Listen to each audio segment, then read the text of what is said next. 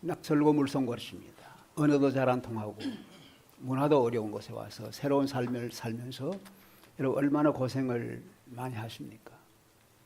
30년, 40년이 지나도 고생은 끝나지 않고 계속 고생의 고생을 연속하고 있습니다.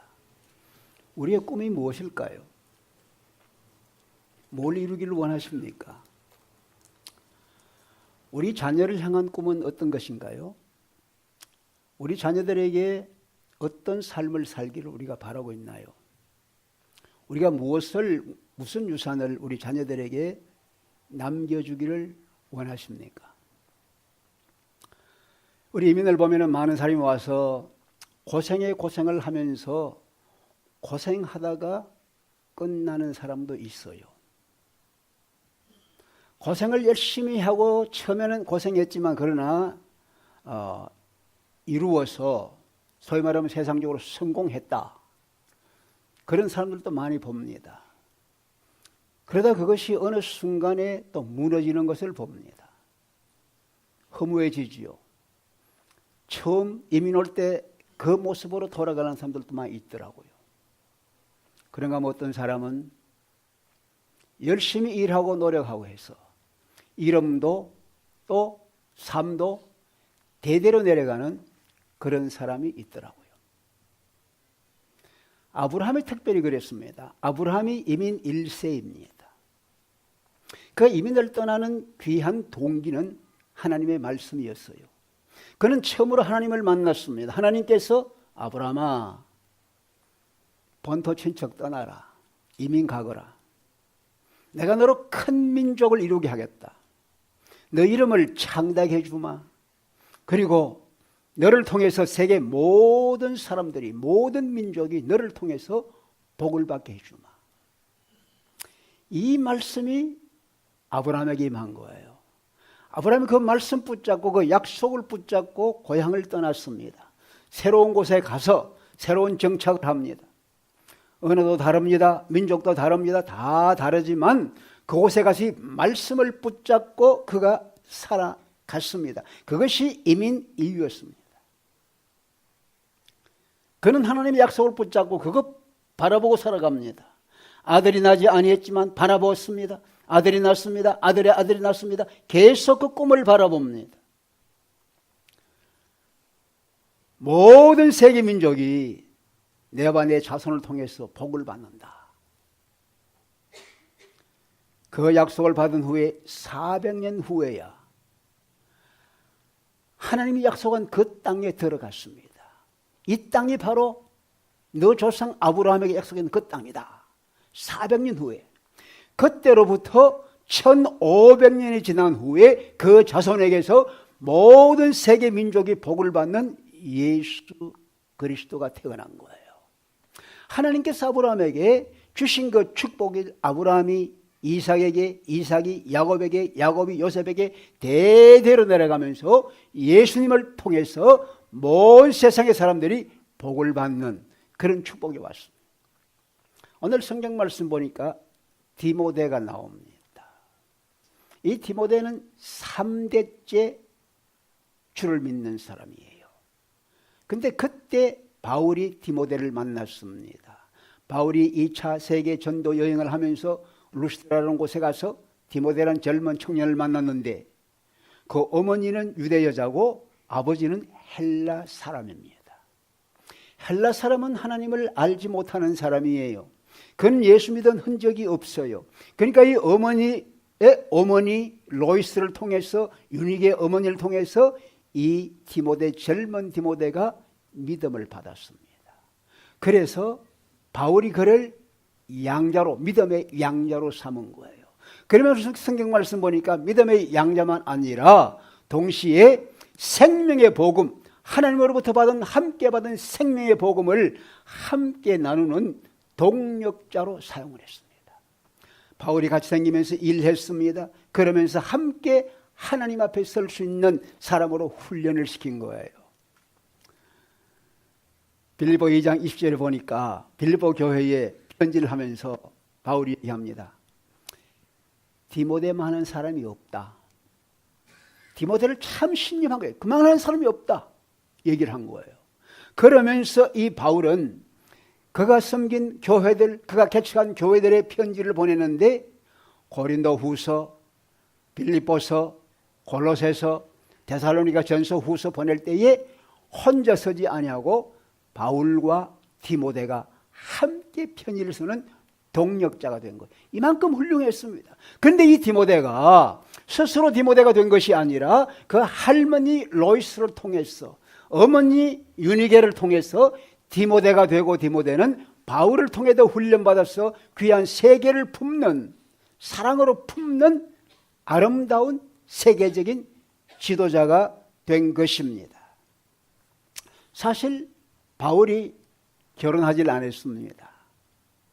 우리 다 결혼한 사람들은 자식이 있고 손자 손녀가 있지만 결혼하지 않은 바울은 어떻게 된 거예요? 결혼하지 않은 바울은 내 혈통으로 아들, 손자는 없지만 그러나 디모데를 통해서 또 다른 사람들에게 복음을 전하는 거예요.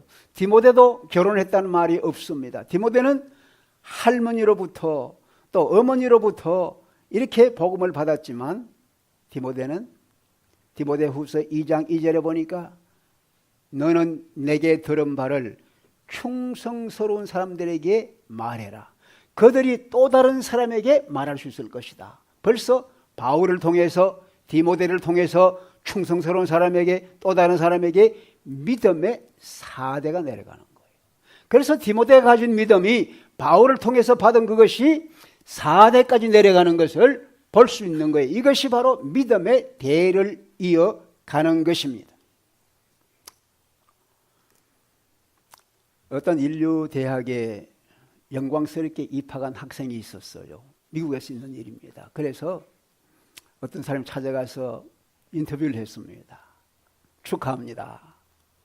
이렇게 좋은 대학에 당신이 우수하게 입학을 해서 축하합니다. 이렇게 축하를 하고, 당신 이제 이 좋은 대학에 축하를 했는데 꿈이 무엇입니까? 그렇게 물었어요. 물었더니 그 청년의 대답이, 좋은 대학에 입학을 했으니까 입학하는 거 중요하지만 졸업을 해야지요. 4년 공부를 잘해서 졸업을 잘 해야지요. 그렇군요. 그러고 난 뒤에는 어떻게 하실 겁니까? 그랬더니 그때는 이제 내가 원하는 회사에다 취직을 해야죠. 그래서 취직을 해서 열심히 일을 해야죠. 그렇군요. 그러고 난 뒤에는 어떻게 하실래요? 이제 취직했으니까 이제는 자리가 좀 잡히면 이제 결혼해야 되지 않겠습니까? 그래, 결혼할 생각입니다.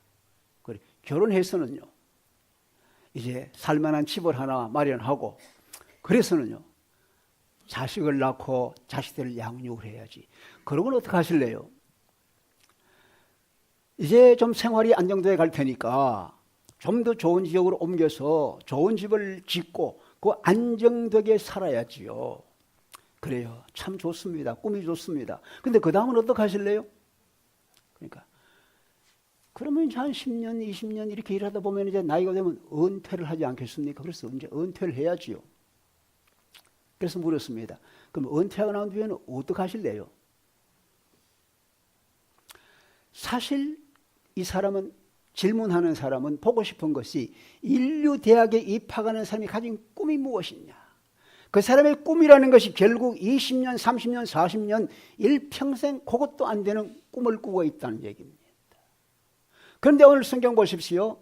아브라함과 디모데는 어땠어요? 아브라함은 거부였습니다. 이민을 갔지만 아주 부자가 되었습니다.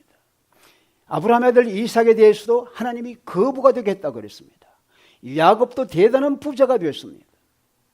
그런데 부자된 그것만이 아니라 아브라함의 뜻은 나와 내 자손을 통해서 하나님께서 온 세상 모든 민족에게 복을 주는 것이다. 그 복이 무엇인가? 오늘부터 생명의 복입니다. 생명을 더하는 것이다. 그랬어요. 많은 사람들에게, 모든 사람들에게 하나님의 생명을, 영원한 생명을 주는 것이다. 그렇게 말씀하고 있는 거예요. 디모데, 바울도 칭찬받고 많은 사람부터 인정받는 사람이었습니다. 학자였습니다. 바울은. 그렇지만 그것이 중요한 것이 아니라 내가 생명의 복음을 받아서 생명을 주고자 한다. 죽어 있는 사람들에게는 다른 것이 없습니다. 생명이 있어야 돼요. 예수 그리스도 없는 사람은 살아있는 것 같지만 생명이 없는 거예요. 요한복음 17장 3절에 보니까 하나님과 그가 보낸 아들 예수 그리스도를 믿는 자, 아는 자에게 생명과 영생이 있다 그랬거든요. 예수 그리스도를 통해 오는 생명을 전하는 것이 이 아브라함이, 그리고 이 디모데가, 그리고 바울이 애써한 거예요. 이것이 그들의 삶의 귀한 목표가 돼 있었습니다. 여러분, 우리는 이미 1세입니다. 1세로 여기 와서 우리는 새로운 역사를 만들어가고 있습니다. 한국에서 한국 역사를 기록하는 게 아니라 우리는 한국을 떠나 이곳에 와서 우리 자신이 새로운 역사를 처음으로 기록해 나갑니다. 이종형이라면 이종형이라는 사람이 내 역사를 여기 새롭게 시작하는 거예요. 물론 바탕은 있지만 시작해야. 여러분, 어떤 역사를 써가시렵니까? 어떤 역사를 남기시렵니까? 우리 자녀들에게 무엇을 넘겨주시렵니까? 우리가 사는 세상이 참 평안한 세상이 아닙니다. 우리 자녀들이 사는 세상이 편안한 세상이 아닙니다. 제가 목회하던 어느 곳에요, 의사 얘기해서 미안합니다. 의사하는 분이 있었어요. 아주 존경받았어요. 그래가지고 휴가를 내가지고 아들이 셋인데 아들 셋을 데리고 저 남쪽으로 휴가를 갔습니다. 운전해 가서 이제 저녁에 도착해서 딱 호텔에 들어갔더니 다 예약을 하고 왔는데 예약이 안 됐다는 거예요. 이름이 없다는 거예요. 그러니까 이 의사가 화가 난 거예요. 내가 다 예약을 했는데 왜 예약이 없다고 하느냐. 다시 확인해 보라고. 막 다투는 거예요. 그러니까요, 그 아이들이 아버지를 끌면서 아빠 왜 그래? 나와요. 아빠는 의사니까 맨날 대접만 받았지 모르지. 우리 학교 가서 맨날 이런 거 당하고 있어. 이러더라는 거예요. 아빠가 충격을 받았어요. 그 밤늦은 시간에 다른 데로 가서 모텔에 들어가서 잠을 잤다는 얘기를 하더라고요. 우리가 사는 이 세상이 아이들에게 평안한 세상이 아닙니다. 우리는 언어를 모르기 때문에 당하는 고생이 있지만 그는 우리 아이들은 여기서 태어나고 영어를 미국 사람보다 잘한다 해도 생김새 때문에 어려움을 당하고 있는 게 사실입니다. 여러분, 틱 신드롬이라는 말 들어보셔서 틱 신드롬. 이건 한국 사람만 아니라 틱 신드롬. 이거는 해마다 8월, 9월이 돼서 학교 개학할 때가 되면 애들이 머리 아프다 하고 병이 나는 거예요. 의사한테 가보면 아무런 병이 없어. 그런데 머리가 아프고 밥맛이 없고 잠도 못 자는 거예요. 그걸 틱 신드롬이라고 그래요.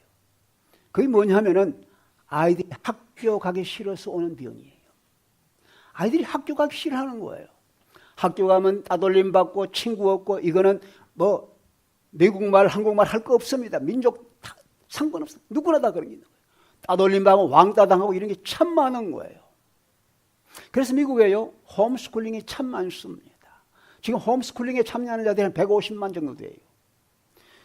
그리고 사립학교 보내는 사람이 또 그렇게 많아요. 그 전체 학생들 5,100만 명 학교 학생들 중에 이 홈스쿨링하고 사립학교 다니는 사람이 그렇게 많은 거예요. 왜? 학교 가면 아이들에게 편하지 않은 거예요. 배우는 것에 문제가 있는 거예요. 전쟁터 같은 거예요. 여러분과 제가 아이들에게 전쟁터가 없는, 고생이 없는 편안한 환경을 만들어주고 싶다. 아이들이 고생 없이 살도록 해주겠다. 그것이 우리 꿈이 될 수 있지만 그러나 이 세상이 전쟁터입니다. 우리가 아이들을 훈련하고 아이들을 기르는 것은 전쟁이 없는 시대가 아니라 정말 어려운 시대, 시험이 있고 환란이 있는 그 어려운 때에 어떻게 대처하고 이겨나갈 수 있는 하는 영적인 챔피언으로 만들어야 된다 이 말입니다. 여러분, 아담과 하와는 아무런 죄가 없는 이상적인 곳에 있었습니다. 그런데 그들은 시험에 넘어가서 하나님을 거스리는 죄를 범했습니다. 문제가 뭡니까? 마음이에요. 마음. 제2아담으로 오신 예수 그리스도는 아무것도 없는 광야에 들어가서 먹을 것, 땅을 얻는 것, 이름이 영화롭게 되는 것, 이 모든 것들로 시험을 받았지만 우리 주님은 그 어려운 형편 속에서도 시험을 거뜬히 이겨냈습니다. 무엇입니까? 마음의 문제입니다. 연구한 사람들이 연구는 우리 아이들이 받는 가장 큰 타격은 마음의 타격이에요. 전쟁터가 마음에 있는 거예요. 우리 아이들이 마음을 잘 길러야, 영혼을 길러야 되는 거예요. 영혼을 새롭게 해야 되는 거예요. 성경은 얘기합니다. 우리 부모에게 얘기합니다. 너희 자녀들을 가르쳐라. 신명기 6장 7절에 보니까 자녀에게 부지런히 가르쳐라 얘기합니다. 부지런히 가르쳐라. 잠언 20장 6절에 보니까 행할 길을 가르쳐라. 에베소 6장 3절에 보니까 아이들을 가르치되 노역게 하지 말고 잘 가르쳐라. 주의 교양과 훈계로 가르쳐라. 그렇게 말씀을 해요. 잘 가르쳐라 얘기했습니다. 잘 가르쳐라. 사실요, 우리 아이들은 가르치고 훈련하지 않으면은, 독수리도 훈련하지 않으면은 닭처럼 그저 걸어 다니는 거예요. 훈련 없으면은 아무리 훌륭한 사람도 그대로 걸어 다니는 거예요. 훈련이 필요한 것입니다. 그런데 무엇을 아이들에게 가르칠까? 이게 중요합니다. 예수님에게 어떤 청년이 와서 무릎을 탁 꿇었습니다. 보니까 그 사람은 굉장히 부자예요. 성경에서 부자라면 아주 부자입니다. 근데 그 사람은 젊었어요. 근데 그 사람은 관직 있는 관원이에요. 소위 말하면 우리가 원하는 게 다 들어있습니다. 그는 부자지, 건강한 청년이지, 그리고 관직이 있어서 세상에 존경받는 지위가 있지, 얼마나 좋습니까? 근데 이 사람이 뛰어와가지고 무릎을 꿇더니, 선생님, 내가 어떻게 해야만 영생을 얻을 수 있겠습니까? 돈이 다가 아니라는 거예요. 건강이 다가 아니라는 거예요. 세상 지위가 다가 아니라는 거예요. 내가 어떻게 해야만 영생을 얻을 수 있겠습니까? 이게 중요한 거란 말이죠. 아까 말씀드린 대로 아브라함은 큰 부자였지만 그러나 부자의 관심을 가지지 아니하고 어떻게 하면 생명의 축복을 나눌 것이냐, 이것이 그에게 중요했던 관심사였습니다. 우리 아이들에게, 우리 자녀들에게 무엇으로 훈련할 것이냐, 무엇을 가르칠 것이냐, 참 중요한 거예요. 가르치라 그러면 뭘 가르칠 것이냐, 참 중요한 거예요. 그런데 내가 가르칠 것이 없으면 가르칠 수가 없는 거예요. 무엇을 가르칠 것이냐, 상당히 중요한 거예요. 여러분, 예수 그리스도의 복음은 교리가 아닙니다. 기독교는 교리가 아닙니다. 생명입니다.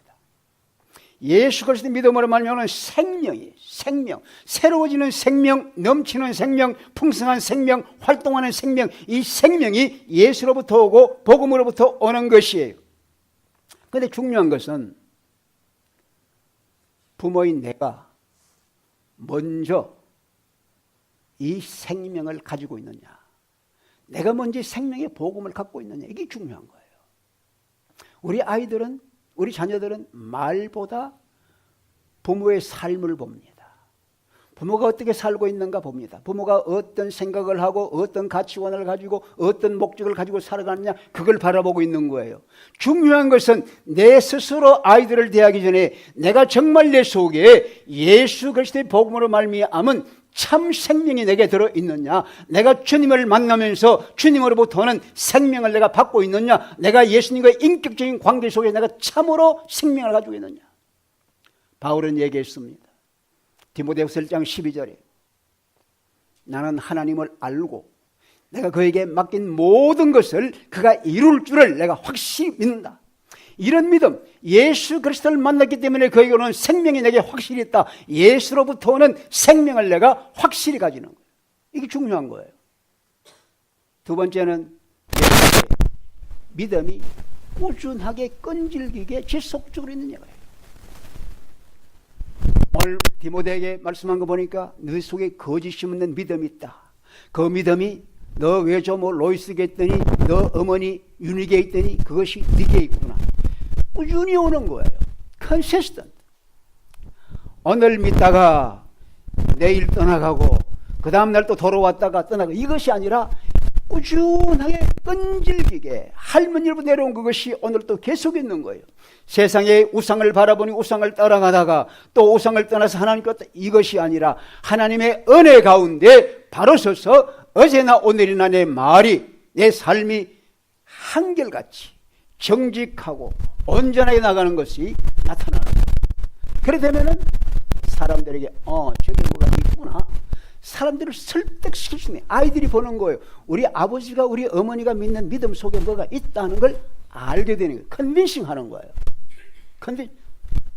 베드로전서 3장 15절 보니까 네가 왜 그렇게 믿는가, 이 소망의 이유가 뭔가 묻는 자들에게는 항상 대답할 것이 있도록 준비해 두어라. 왜 내가 예수를 믿느냐, 왜 내가 이렇게 살아가고 있느냐, 예수 안에서 대답할 것을 항상 준비해 놔라고.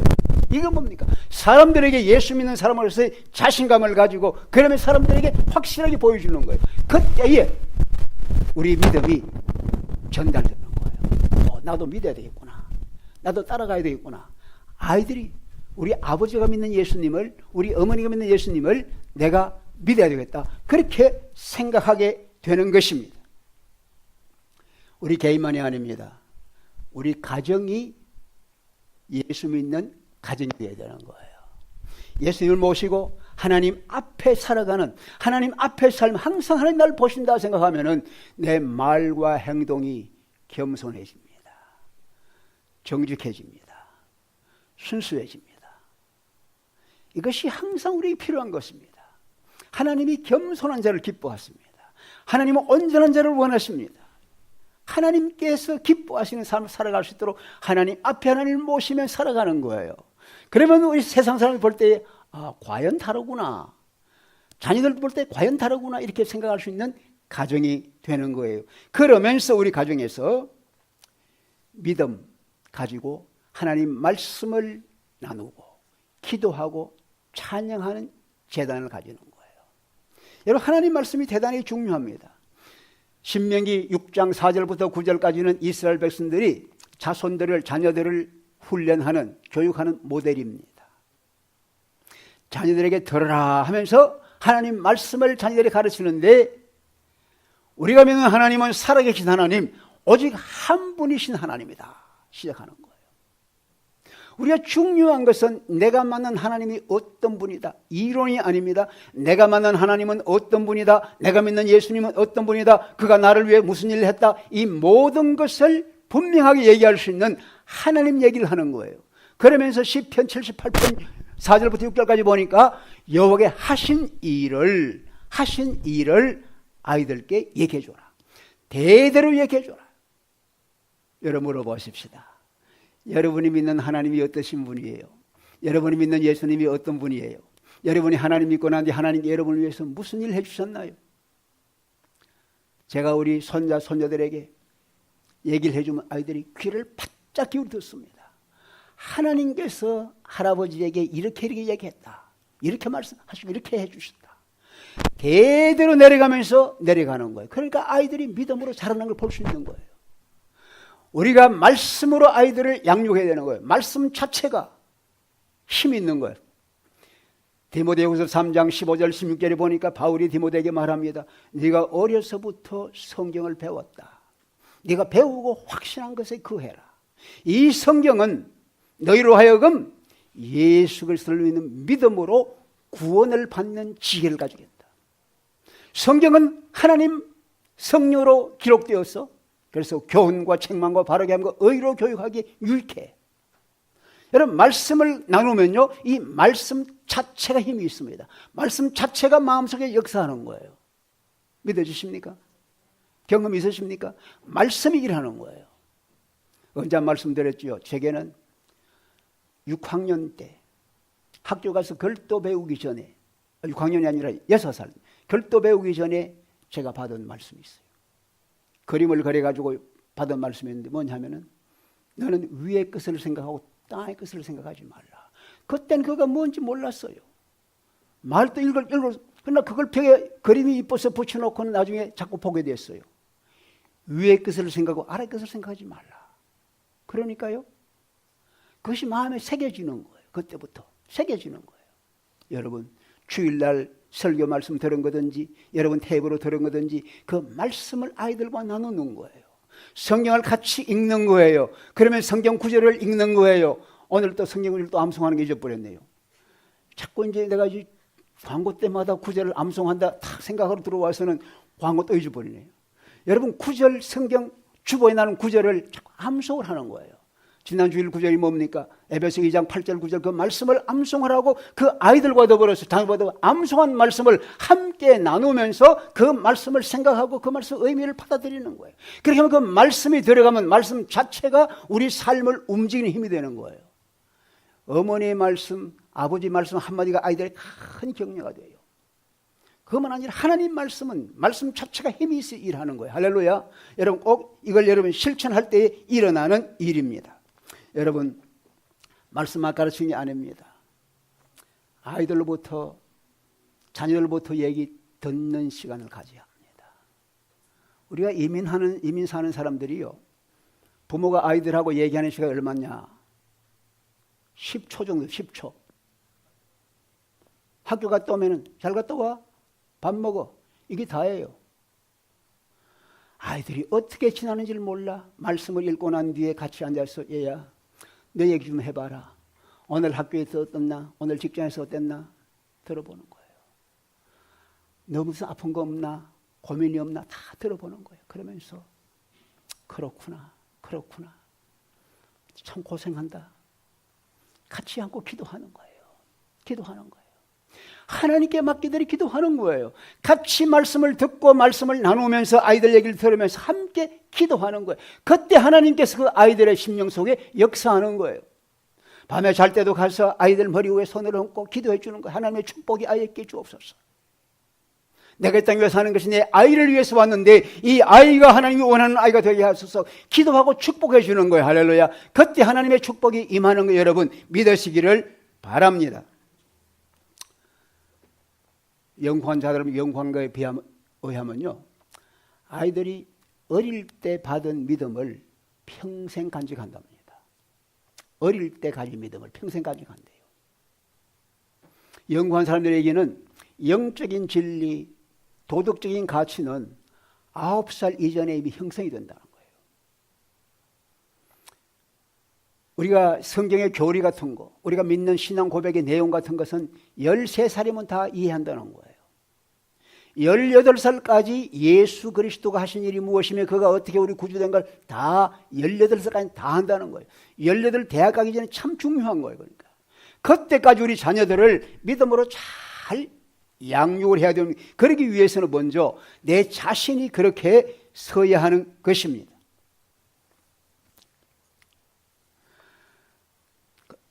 이렇게 남북전쟁이 일어난 곳이 멀지 않으니까요. 게리스버그가 있으니까 그 남북전쟁 시대에 남군의 한 병사가 부상을 입었어요.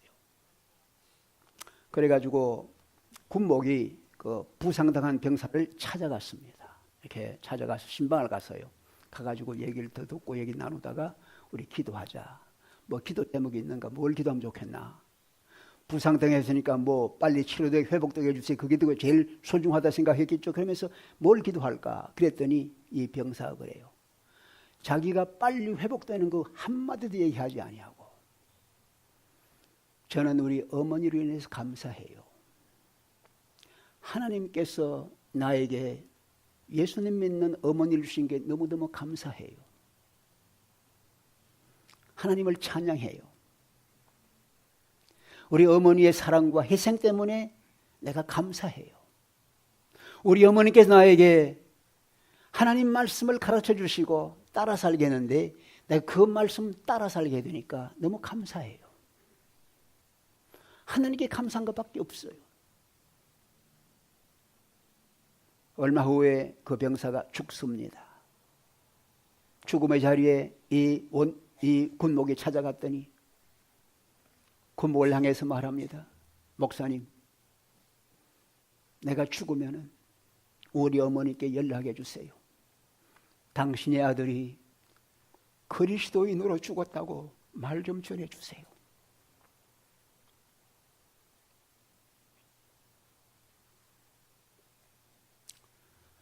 여러분, 우리 삶이 중요한 겁니다.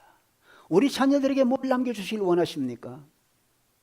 그러면서 여러분, 가정에서 말씀 가르치고 기도하는 것만이 아닙니다. 아이를 사랑으로 품어주고 용납하고 받아주는 거예요. 용납하고 받아주는 거예요. 아이들이 다 실수합니다. 여러분, 하나님이 실수 없는 자가 하나도 없습니다. 하나님이 실수 없는 자를 사용하는 게 아닙니다. 여러분 보세요. 아브라함도 실수가 많았습니다. 모세도 실수했습니다. 다윗도 실수가 많아요. 베드로도 바울도 얼마나 잘못한 게 많습니다. 그런데 하나님이 그대로 훈련시켜 사용하시는 거예요. 하나님이 실수 없다고 쓰는 게 아닙니다. 실수 있어도 사용하시는 거예요. 우리는 아이들을 실수하는 걸 용납할 수 있어야 합니다. 왜? 하나님께 주신 가장 귀한 선물이기 때문에, 하나님이 나에게 보내신 가장 귀한 선물이기 때문에 아이들이 실수하는 것도 받아줘야 합니다. 아이들이 엄마를 돕겠다고 부엌에대로 와서 내가 설거지 좀 해볼까 하고 하다가 떨어뜨려서 접시를 깼어요. 그럼 여러분 어떡하세요, 엄마들? 아이고, 그럴 줄 알았다. 보통 그러죠? 탁 때려주면서, 야, 그 얼마짜린데? 그럴 수도 있겠죠? 그런데 어때요?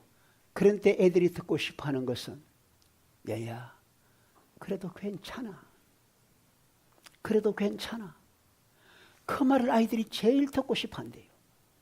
이거 제 얘기한 통계 얘기입니다. 연구한 얘기입니다. 그래도 괜찮아. 그 말을 제일 듣고 싶어 한대요. 우리 모든 교회 여러분도 마찬가지. 그래도 괜찮아. 그 말을 듣고 싶어 하는 거예요. 제가 에티오피아에서 활동하고 있을 적에 한 외과 의사를 만났습니다. 이분이요, 기독교 가정에서 지났어요. 근데 대학 가면서 하나님 안 믿게 됐어요. 그 이유를 얘기하더라고요. 자기 아버지가 자기에게 굉장히 엄격했대요. 학교에서 이제 공부를 해가지고 성적을 85점을 받아오는 거예요. 그럼 매를 맞아야 돼. 야, 이 녀석아, 너 어떻게 공부를 85점 했냐? 매를 치는 거예요. 그러니까 자기 반에서 85점 잘 했는데 매를 맞는 거예요. 그 다음에 열심히 또 해가지고 95점을 받아갔어. 95점이 그 반에서 최고 점수예요. 그 과에서 최고 점수예요. 그런데 95점 받았다고 또 아버지가 야단을 치는 거예요. 매는 안 때리지만 야단을 치는 거예요. 야, 이 녀석아, 5점만 더 하면 만점인데 5점이 모자래. 더 해야지. 야단을 치는 거예요. 그러니까 아버지를 만족시킬 길이 없는 거예요. 이래도 야단 맞고 저래도 야단 맞고 계속 야단이야. 그런데 고등학교 댕기다가 그가 발견한 것이, 아, 하나님이 아버지라 하는 걸 발견한 거예요. 하나님이 아버지라고? 하나님이 우리 아버지 같으면 나는 싫어. 그래서 하나님을 버리고 믿음을 안 지킨 거예요. 그러니까 예수님을 떠나가 버린 거예요. 하나님이 우리 아버지 같으면 나는 예수 안 믿어. 하나님 안 믿어. 그래서 대학 갔습니다. 공부를 열심히 했어요. 의과대학 가서요. 열심히 했어요. 펠로를 다 했어요. 외과 의사가 된 거예요. 아주 이쁜 여자하고 결혼을 했습니다. 아들 낳았습니다. 좋은 집을 샀어요.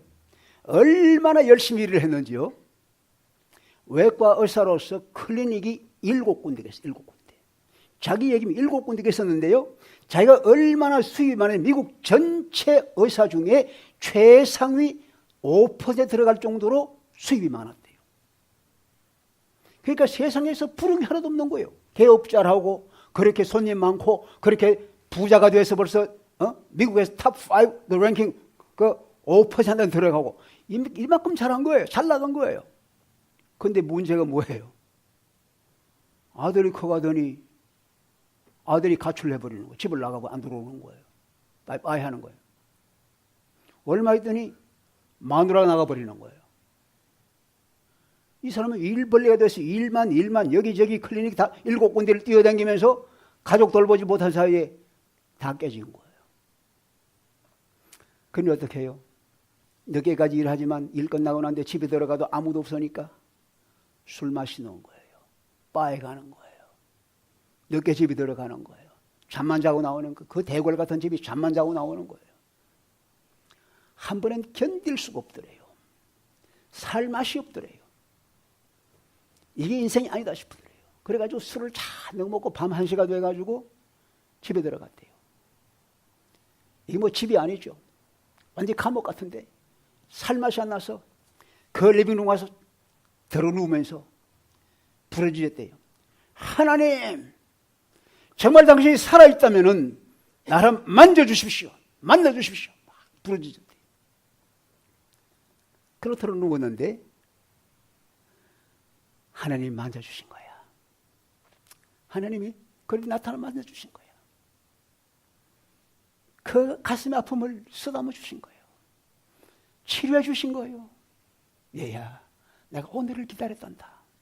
내가 이날을 기다렸단다. 받아주시는 거예요. 아들은 떠나가 버리고 아내가 떠나가 버리고 했지만 하나님께 그를 품어주시고 만나주시는 거예요. 그게 새로워진 거예요. 이 사람이 그날 얼마나 통곡을 했는지, 얼마나 울었는지, 얼마나 회개를 했는지 새로워진 거예요. 가슴이 채워집니다. 기쁨이 넘칩니다. 세상이 새롭게 보이는 거예요. 내가 어떻게 살아야 될까? 내가 지금까지는 내 개업한 거 느리고 내 자신을 위해 살았지만 이제는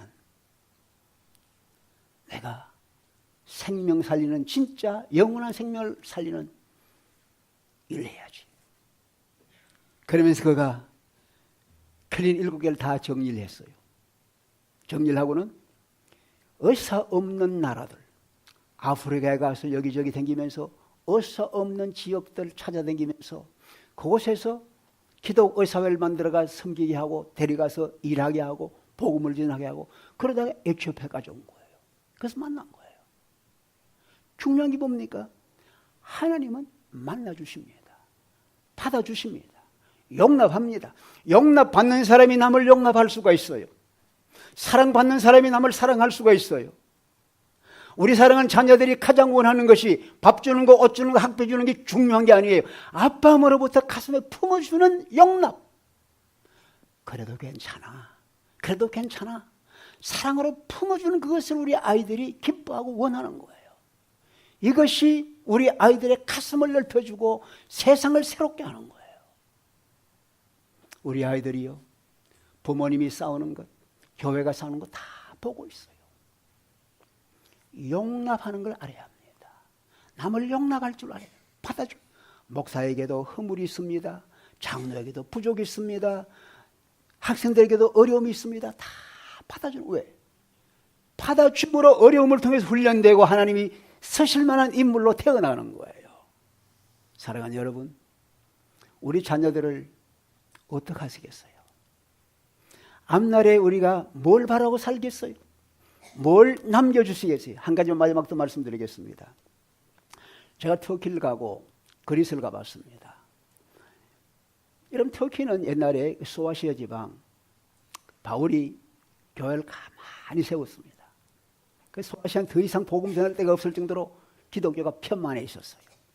그리스도요, 여러분 그 헬라의 그 고린도라든가 아데나에 다 있는 곳에 바울이 가서 전도해서 다 예수 복음이 전파되었어요. 그런데 기독교 나라들이었어요. 그런데 모슬렘이 늘어나면서 1453년에 콘스탄틴이 정복을 당했습니다. 그리스도 정복을 당했습니다. 그래서 모슬렘 시대가 온 거예요. 그러니까 모슬렘 다스린 겁니다. 그래서 1453년부터 모슬렘이 지배를 했습니다. 여러분 모슬렘들 아시죠? 그래서 1920년, 21년에 독립이 되어 왔습니다. 해방이 됐어요. 자유롭게 됐습니다. 뚜껑을 열어봤더니요, 터키는, 그때는 카스노플이었는데 터키는 90%가 모슬렘이 되어 있습니다. 히랍은요, 그리스는 90%가 기독교인 그대로 남아있는 거예요. 그 비결이 뭐냐 내가 물어봤어요. 어떻게 그리 됐냐 물어봤어요. 물어봤더니 그것은 바로 가정교육입니다. 그리스에서는 부모님들이 어떤 외부에서는 모슬렘이 외부에서 어떤 일이 있더라도 가정 안에서는 함께 모여서 말씀 읽고 기도하고 말씀 암송하고 사랑을 나누고 믿음을 지키는 것. 이게 대대로 내려가면서 500년이 지나갔지만 우리들은 예수 그리스도를 믿는 믿음을 지키고 있다. 얘기한 거. 할렐루야. 여러분 중요한 것이 무엇입니까? 우리 사랑하는 자녀들이 30년 40년 문제가 아닙니다. 영원한 생명을 가지고 많은 사람들의 생명의 복을 나누도록 하는 것이 우리의 과업이 되어야 되지 않겠습니까? 여러분과 제가 우리 믿음의 대를 우리 자녀들에게 넘겨주고, 또 결혼하지 않은 사람들은 바울이 했듯이 디모데가 했듯이 대의 대를 이어서 다른 사람들에게 복음을 나눌 수 있도록 사랑을 나누고 많은 사람에게 주님을 증거해서 키워나가는 그런 일을 우리가 할 때에 우리 믿는 그리스도의 생명의 복음이 대를 이어서 전파되는 놀라운 축복이 있으기를 간절히 축원합니다.